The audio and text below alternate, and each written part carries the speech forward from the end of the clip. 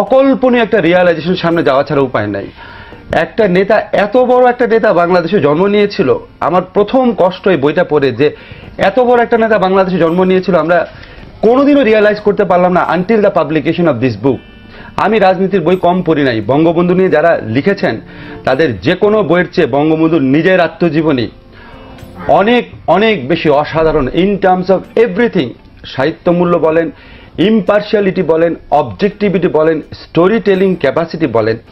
এবং আমি আপনাকে কি বলবো, আমি এই বইটা পড়ে আমার কয়েকবার মনে হচ্ছে আমি একটা আর্টিকেল লিখি যে শেখ হাসিনাকে ধন্যবাদ, যিনি এই বইটা আমাদের সামনে হাজির করে দিয়েছেন। আমি অনেক বড় সমালোচক সরকারের শেখ হাসিনা, কিন্তু এই যে একটা কাজ উনি আমাদের করে দিয়ে গেছেন, এবং এই বইটা আমি পুঙ্খানুপুঙ্খভাবে চেষ্টা করেছি বোঝার জন্য এখানে কোনো কিছু ডিস্টর্ট করা হয়েছে নাকি। এখানে কোনো কিছু ডিস্টর্টও করা হয় নাই। কেন করা হয়নি আপনাকে বলি। এখানে বঙ্গবন্ধুর বিরুদ্ধে যারা রাজনীতি করেছেন, এমনকি বঙ্গবন্ধুর হত্যাকারী যিনি ছিলেন খন্দকার মুশতাক, তার সম্পর্কে ভালো কথা আছে, টাচ করা হয়নি কোনো কিছু। এবং যেভাবে উনি বর্ণনা দিয়েছেন, এটা একমাত্র নিজের ঘটনা, নিজে ছাড়া লিখলে অন্য কারো পক্ষে এত ডিটেল বর্ণনা দেওয়া সম্ভব না। আমি একটা অংশ শুধু বর্ণনা দেই, কতবার কেঁদেছি, 4 বার, একটা অংশ শুধু বর্ণনা দেই। উনি যখন 54 ইলেকশন করবেন, ওনার বিপক্ষে মুসলিম লীগের একজন প্রার্থী দাঁড়িয়েছেন ওয়াহিদুজ্জামান, উনি অত্যন্ত বড় লোক, বঙ্গবন্ধুর হাতে কোনো টাকা পয়সা কিচ্ছু নাই, অত্যন্ত দরিদ্র একজন মানুষ ছিলেন উনি, কোনোদিন কোনো চাঁদাবাজি করেননি, কিছু করেননি। উনি যখন ইলেকশন করতে গেছেন, গরিব লোক কুড়ে ঘর থেকে বেরিয়ে এসে ওনাকে টাকা পয়সা দিত। একটা ঘটনা আছে, একটা গ্রামের মহিলা, সে আপনার ঘন্টার পর ঘন্টা দাঁড়িয়েছিল, খুবই গরিব বৃদ্ধ মহিলা, এবং বঙ্গবন্ধু যাওয়ার পথে ওনাকে হাত ধরে টেনে নিয়ে বলেছে, বাবা আমার এই কুড়ে ঘরে তোমাকে একটু বসতে হবে। হাত ধরেই তিনি ওই ঘরে যান, এবং এত দরিদ্র, এখানে বর্ণনা আছে কুড়ে ঘরটার। তখন ওই মহিলা তাকে, বৃদ্ধ মহিলা তাকে 1 বাটি দুধ, একটা পান আর 4 আনা পয়সা এনে দেয়, ইলেকশন ফান্ডের জন্য আর কি। রেখে বলে, খাও বাবা, আর পয়সা কটা তুমি নাও, আমার তো কিছু করার নাই। আমার চোখে পানি লাগে, খুব টাচি কিছু বর্ণনা আছে। আমি মনে করি কি যে এই বইটা আমাদের কয়েকটা কারণে পড়া উচিত, শুধু ইতিহাসকে জানার জন্য না। একটা হচ্ছে এই দেশের মাটিতে কত বড় নেতা জন্ম হয়েছিল রিয়ালাইজ করার জন্য। সেকেন্ড হচ্ছে বঙ্গবন্ধুকে, এই অনুসন্ধান আমার থাকবে, আমি আজকে শ্রোতাদের কাছে কমিট করে গেলাম যে এত বড় একটা গণতান্ত্রিক নেতা, এত বড় একটা স্যাক্রিফাইসিং নেতা, এত বড় একজন মানে ভালোবাসাপূর্ণ মানুষ কেন স্বাধীনতার পর বাকশাল কায়েম করেছিল, কি করেছিলাম আমরা ওনার সাথে। আমরা মানে ওই সময়ের আওয়ামী লীগের লোকজন, ওই সময়ের জাসদের লোকজন, ওই সময় স্বাধীনতা বিরোধীরা মিলে দেশে কি পরিস্থিতি সৃষ্টি করেছিল, এবং ওই সময় আন্তর্জাতিক ষড়যন্ত্র। যে এত বড় একটা গণতান্ত্রিক নেতাকে, উনি গণতন্ত্রের জন্য এক নাগারে 26 মাস জেলে ছিলেন। উনার শিশুপুত্র শেখ কামালের বয়স ছিল কয়েকদিন, শেখ হাসিনার বয়স ছিল কয়েক বছর। আমিও তো বাবা হয়েছি, আমি আজকে ফিল করি এরকম বয়সী সন্তানকে রেখে উনি বছরের পর বছর জেলে থেকেছেন।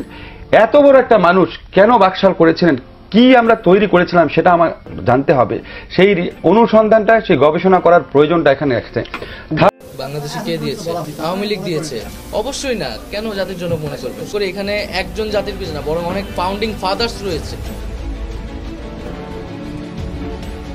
আমি জানি না উনি কেন বলেছেন, আমার মনে হয় উনি হিস্ট্রি জানেন না। উনি একটু লেখাপড়া করলে বুঝতে পারতেন যে ওখানে যে জাতির পিতা কখন দেওয়া হয়েছে, কীভাবে দেওয়া হয়েছে, ছাত্র এবং জনতা দিয়েছে। উনি একটু পড়াশোনা করুক, তারপর উনি বুঝতে পারবেন। উনি হয়তো না জেনেই বলছেন, হয়তো আবার এক ধরনের আক্রোশ থেকে বলতে পারেন, রিভেন্স সমস্ত কিছু।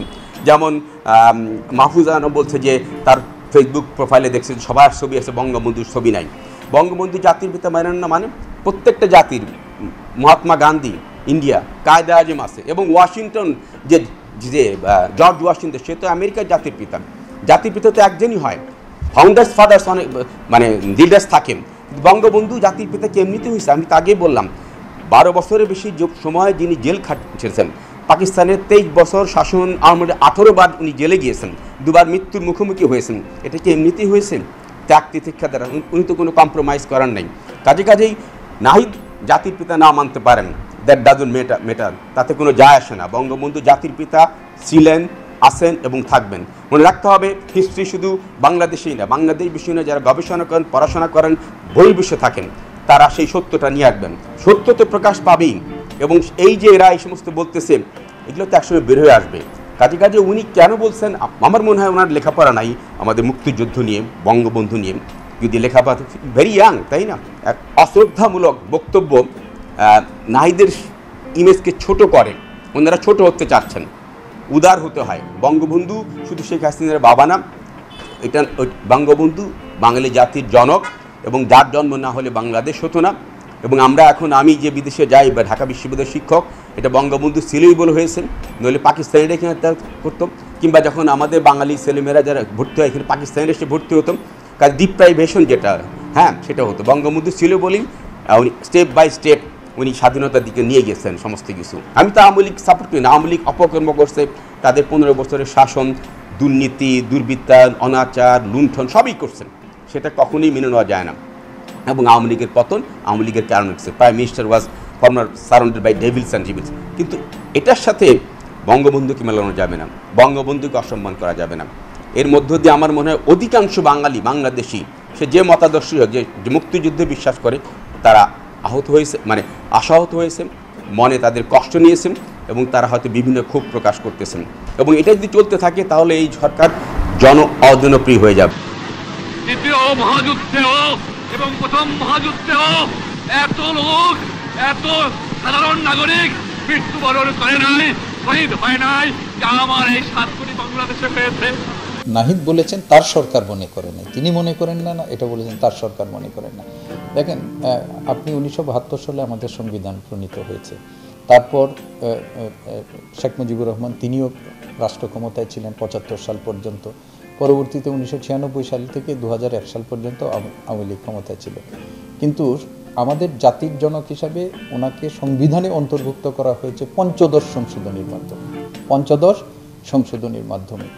এর আগে কিন্তু আমাদের বাংলাদেশের যে সংবিধান, সেই সংবিধানে জাতির জনক হিসাবে তাকে সাংবিধানিকভাবে স্বীকৃতি দেওয়া হয়নি।